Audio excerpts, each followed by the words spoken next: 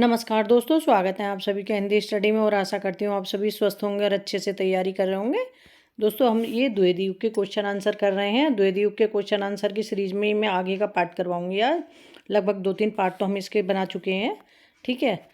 और ये क्वेश्चन कम से कम बहुत अच्छे क्वेश्चन है। अभी कम से कम 2-3 वीडियो और बनेंगी इसके, कम से 250-300 क्वेश्चन है ये द्विवेदी युग के। इसके आगे भी बहुत सारे क्वेश्चन हैं, सभी क्वेश्चन इसी तरह से क्रम से करेंगे।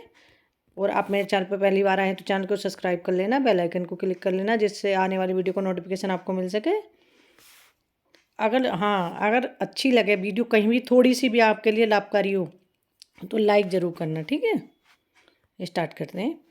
मोरिस मोही कुठाव, तो ये निबंध के लेखक हैं। तो मोरिस मोही कुठाव निबंध किसका है? चंद्रधर शर्मा गुलेरी जी का निबंध है। लज्जा और गिलानी निबंध के लेखक कौन है? लज्जा और गिलानी निबंध के लेखक कौन है? रामचंद्र शुक्ल हैं। चिंतामणि किसका निबंध संग्रह है? तो चिंतामणि निबंध संग्रह है रामचंद्र शुक्ल जी का। रामचंद्र शुक्ल का देहावसान किस वर्ष हुआ? तो मतलब मृत्यु किस वर्ष हुई? तो वो हुई 1938 ईस्वी में। म्यूनसिपैलिटी के कारखाने किसकी निबंध है? तो ये निबंध है महावीर प्रसाद द्विवेदी जी का।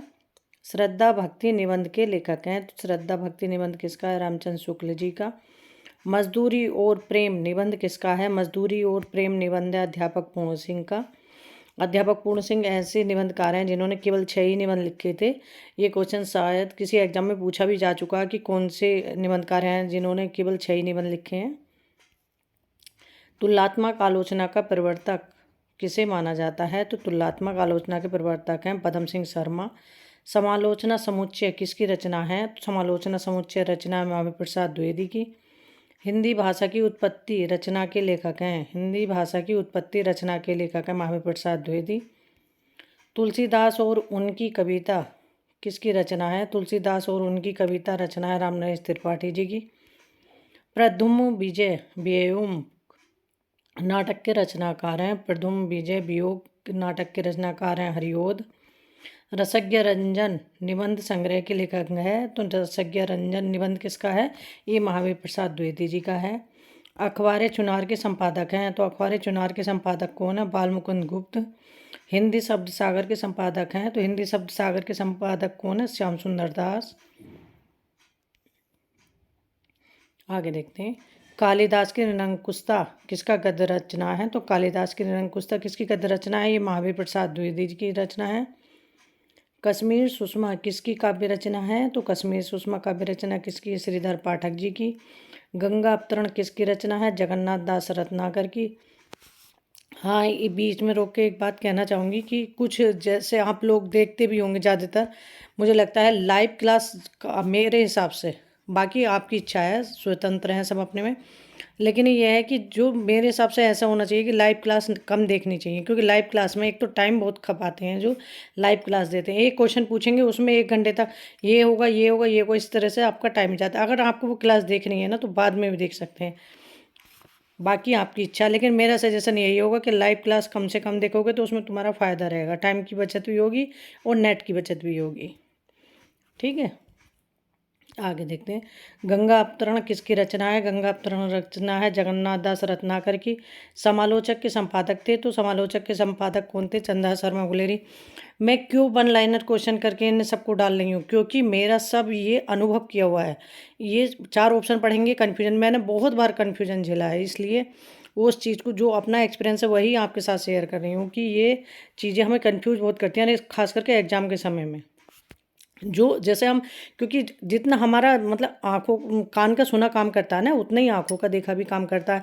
हम किसी व्यक्ति को देखेंगे तो लगता है कि हमने ये व्यक्ति कहीं देखा है। उसी तरह से ये क्वेश्चन भी अगर एग्जाम में आएगा तो लगेगा कि एग्जाम में हमने ये कहीं देखा है, ठीक है। तो इसलिए ये नहीं कि हाँ आप आँखों से देख रहे हैं या कानों से नहीं, या कानों से या आँखों से, बात वही होती है कि जो आपको देख के सुन के, और कोई भी अगर याद नहीं हो रही तो कम से कम मेरे हिसाब से एक बात को ना बोल के पढ़ो, 3 बार उसे बोल बोल के पढ़ो, रिपीट, मतलब उस चीज़ को रिपीट करे जाओ बार बार। तो कैसे नहीं याद हो रही, ये चलते फिरते कि यहाँ से कैसे, ठीक है, तो वो अपना आसानी से याद हो जाती है। एक फोकस बनाओ, क्या अपने साहित्य का कंप्लीट कर लो। साहित्य के करने के बाद अपना क्या है, भाषा में कम क्वेश्चन है, भाषा के जो लास्ट ईयर क्वेश्चन आए हुए हैं ना वो भी देख लोगे तो उससे भी कंप्लीट हो जाएगा। वही संस्कृत साहित्य की बात है। लास्ट ईयर क्वेश्चन देखोगे संस्कृत साहित्य कंप्लीट हो जाएगा। ठीक है, इतनी 2 पोर्शन तो ये वाले। अब रही व्याकरण की बात, व्याकरण में तुम्हें अच्छे से देखना पड़ेगा हिंदी वाला व्याकरण, क्योंकि 15 से 20, 20 से 30 भी क्वेश्चन का आ जाते हैं कई बार उससे। उसमें भी तुम कम से कम 2-3 क्वेश्चन जो रहते हैं उससे रहते हैं, जो अपनी वर्णमाला होती है, तो वर्णमाला को अच्छे से देख लेना, वो आराम से हो जाएँगे।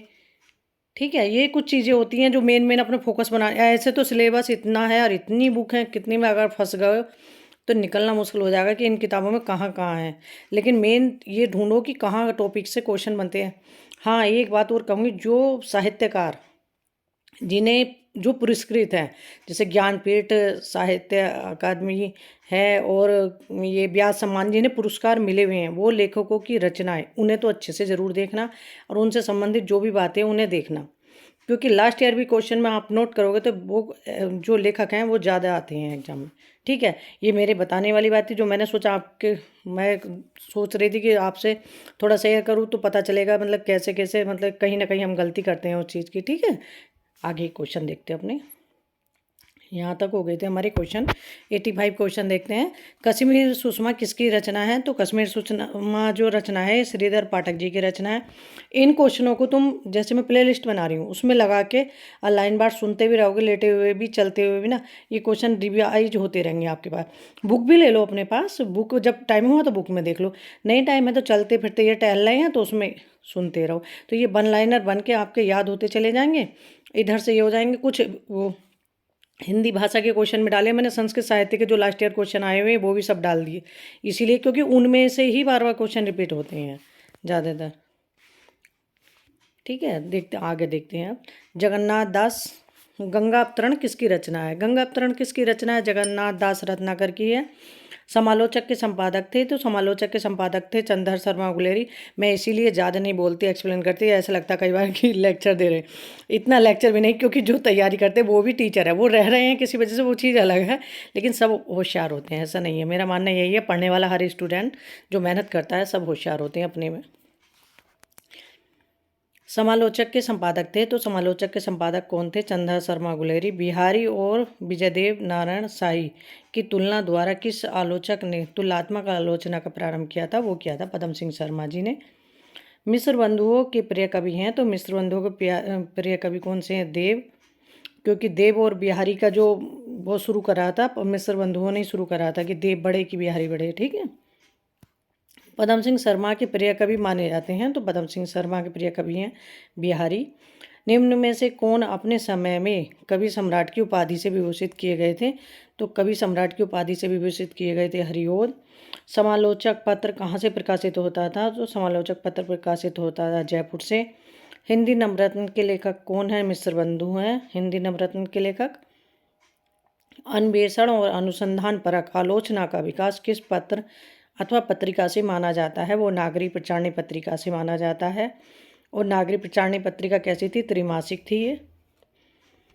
हिंदी की पहली आत्मकथा कौन सी मानी जाती है? तो हिंदी की पहली आत्मकथा है बनारसी दास जैन की अर्धकथानक। इसमें अर्धकथा दे रखी है, अर्धकथानक है ये। अर्धकथा जो है डॉक्टर नगेंद्र की है। अर्धकथा, अर्धकथानक आत्मकथा के लेखक हैं, तो अर्धकथानक ये अर्धकथानक ही होगा, क्योंकि अर्धकथा जो आत्मकथा है वो डॉक्टर नगेंद्र की है, अर्धकथानक जो है बनारसी दास जैन की है। निज वृत्तांत किसकी आत्मकथा है? तो निज वृत्तांत आत्मकथा अंबिका दत्त व्यास की। बद्रिकाश्रम यात्रा किसका यात्रा वृत्तांत है? बद्रिकाश्रम यात्रा वृत्तांत है देवकीनंदन खत्री का। मध्य देश की बोली बोल, गर्भित कथा कहे कहो ही ये खोल किसकी पंक्ति है? बनारसी दास जैन की हैं। हिंदी की पहली प्रसिद्ध आत्मकथा कौन सी मानी जाती है? तो हिंदी की पहली प्रसिद्ध आत्मकथा मानी जाती है मेरी आत्मकहानी, श्याम सुंदर दास जी की है। यूरोप के पत्र किसका पत्र साहित्य है? तो यूरोप के पत्र पत्र साहित्य धीरेन्द्र वर्मा का। अनुमोदन का अंत किसका संस्मरण है? तो अनुमोदन का अंत जो संस्मरण है यह है महावीर प्रसाद द्विवेदी का। मेरी आत्मकहानी किसकी आत्मकथा है? मेरी आत्मकहानी आत्मकथा है श्याम सुंदर दास की। अभ्युदय के संपादक थे, अभ्युदय के संपादक कौन थे? मदन मोहन मालवीय। इंदु मासिक पत्रिका कहाँ से निकलती थी? तो इंदु मासिक पत्रिका कहाँ से निकलती थी? ये काशी से। प्रताप पत्र के संपादक थे, तो प्रताप पत्र के संपादक कौन थे? ये गणेश शंकर विद्यार्थी। आधुनिक काल के ब्रजभाषा के शीर्षस्थ कवि कौन से माने जाते हैं? तो आधुनिक काल के ब्रजभाषा के शीर्षस्थ कवि माने जाते हैं जगन्नाथ दास, रत्नाकर और सत्यनारायण कविरत्न। ये 2 थे जो मतलब आधुनिक काल में भी ब्रजभाषा में काव्य करते थे रचना अपनी। उद्धव शतक किसकी काव्य रचना है? उद्धव शतक काव्य रचना है जगन्नाथ दास रत्नाकर की। सभा की सभ्यता किसका स्मरण है? सभा की सभ्यता संस्मरण है महावीर प्रसाद द्विवेदी का। सुदर्शन पत्रिका का प्रकाशन स्थान है, तो सुदर्शन पत्रिका का प्रकाशन स्थान है काशी। प्रिय प्रवास में हरिओ जी ने राधा के किस रूप का चित्रण किया है? तो प्रिय प्रवास में राधा के किस रूप का चित्रण है? समाज सेविका के। हरिओत जी का प्रथम उपन्यास कौन सा है? तो हरिओत जी का प्रथम उपन्यास कौन सा है? ठेठ हिंदी का ठाठ। ठीक है। जो रचनाएं कुछ विशेष होती हैं, देखो प्रिय प्रवास है, इससे क्वेश्चन भी पूछे जाते हैं, इसकी पंक्ति भी पूछी जाती हैं, क्योंकि इसलिए पूछी जाती हैं ये जो वो है मतलब हिंदी खड़ी बोली का पहला महाकाव्य है, इसलिए इससे क्वेश्चन बनते हैं। इस तरह से जो विशेष होती क्वेश्चन उनसे इतने इतने लेखकों ने इतनी रचनाएं लिखी हैं कि वो याद करनी भी मुश्किल पड़ेंगी, इसलिए हमें मेन वो ढूंढना है जहाँ से क्वेश्चन बनते हैं। ठीक है, इसलिए लास्ट ईयर क्वेश्चन देखने का यही तो फ़ायदा होता है कि ये क्वेश्चन हमारे बार बार कौन से टॉपिक से किन से आते हैं, कहाँ से आते हैं। इस बार पेपर ऐसा बना है शायद टीजीटी वाला, जिसमें पीजीटी में तो था भी 1-2, जिसमें भक्ति काल से क्वेश्चन नहीं थे, शायद 1 या 2 क्वेश्चन रहे होंगे, लेकिन मुझे ध्यान नहीं है कि क्वेश्चन थे उसमें। नहीं तो भक्ति काल से हमेशा कम से कम 8 से 10 क्वेश्चन आते थे एग्जाम में। ठीक है, बस बाकी तो अपनी सब जो मेहनत करते हैं सब जानते हैं, ऐसा कुछ नहीं है बस। लेकिन हमेशा होपलेस भी मत हो और अच्छे से तैयारी करते रहो। एक दिन नहीं, एक ना एक दिन तो सफलता मिलती, मतलब एक दिन नहीं, एक दिन जरूर मिलेगी। ठीक है, थैंक यू दोस्तों मेरी वीडियो देखने के लिए।